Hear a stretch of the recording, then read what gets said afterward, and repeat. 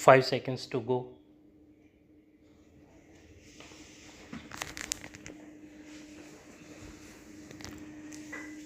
Start.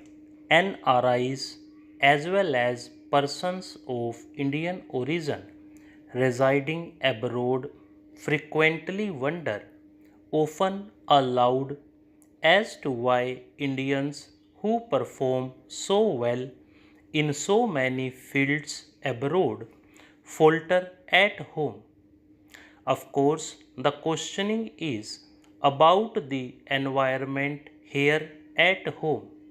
The brief answer is yes, there are many problems. We cannot overnight create an enabling environment that matches what is prevailing in some of the developed countries. There are competing claims on our limited resources. We need also to be cautious about emulating models of development that are alien to our cultural milieu or not in line with our level of development. Yet there is no denying there is need for change.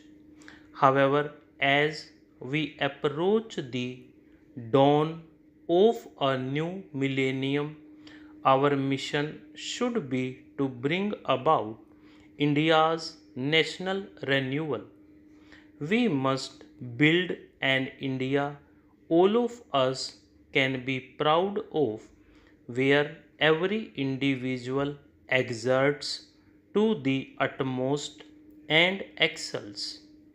We need to provide the ambience where excellence can thrive. In going about this exercise, the views of NRIs could be of much importance.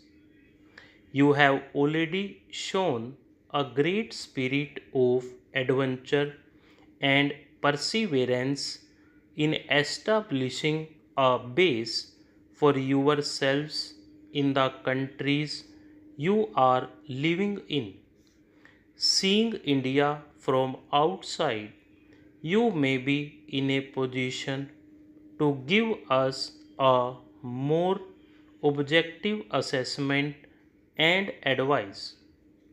We shall therefore set up a suitable mechanism, a forum in the government for effective ongoing consultation with NRIs.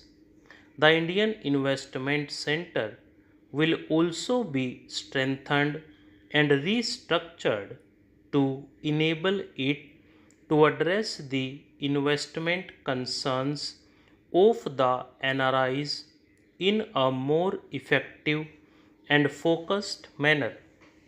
Persons of Indian origin who have settled abroad are as diverse as the people in India itself. While they may not need any economic support, there are educational, cultural, and other needs which are voiced from time to time. In pursuance of the announcement made by the Finance Minister in his budget speech, we have decided to implement a scheme for issuance of a person of Indian origin card for those living abroad and having foreign passports. The PIO card would be extended to persons of Indian origin settled in countries to be specified by government. The card would confer upon them a range of special benefits which would include a visa-free regime, and several other facilities now. Very broadly, a PIO card holder will enjoy parity with NRIs in respect of all facilities presently available for acquisition and transfer of immovable properties in India, admission of children to educational institutions in India, and under the various housing schemes of central and state government agencies. The details of the scheme have been worked out and will be announced very shortly. There has been a long standing demand of our NRI brethren to provide for dual nationality for people of Indian origin settled abroad. This idea needs to be considered in depth before a clear cut policy can be formulated and translated into legislative and administrative action. Public opinion has also to be taken into account. The government will therefore appoint a committee to hold wide consultations, elicit public opinion, examine the pros and cons of different options, and to formulate recommendations on the question of dual nationality or any suitable variant.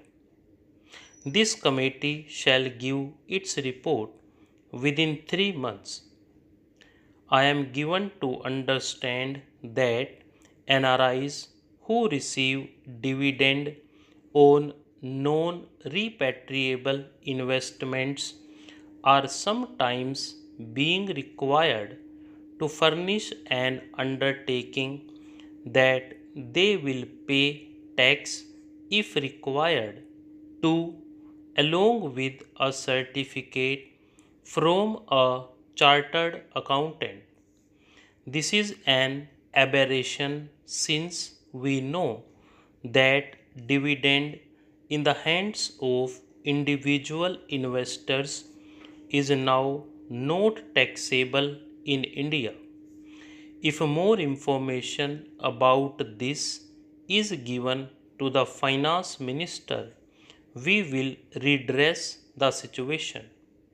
For years, there was strong criticism of the draconian Foreign Exchange Regulation Act. My government therefore introduced a bill in the parliament to replace FARA by a more liberalized and progressive Foreign Exchange Management Act. I understand, however, that there are reservations about some clauses in the proposed FEMA, particularly those relating to the definition of resident. I assure you that we will initiate discussion on this issue and resolve the genuine apprehensions of the NRIs in this regard. I am particularly happy to note that this conference is focusing on non-resident Indians as potential investors and entrepreneurs. NRIs are doing very well in their respective fields. By dint of their hard work and intelligence, they have made their mark in highly developed and competitive countries despite the handicap of being outsiders. They have substantial financial assets, but equally or more importantly, brains. They are a brain and talent bank. We all know that in the developed countries, particularly in the UK, USA, and Europe, NRIs have achieved recognition and commendation because of their world class technical and management skills. Now, stop.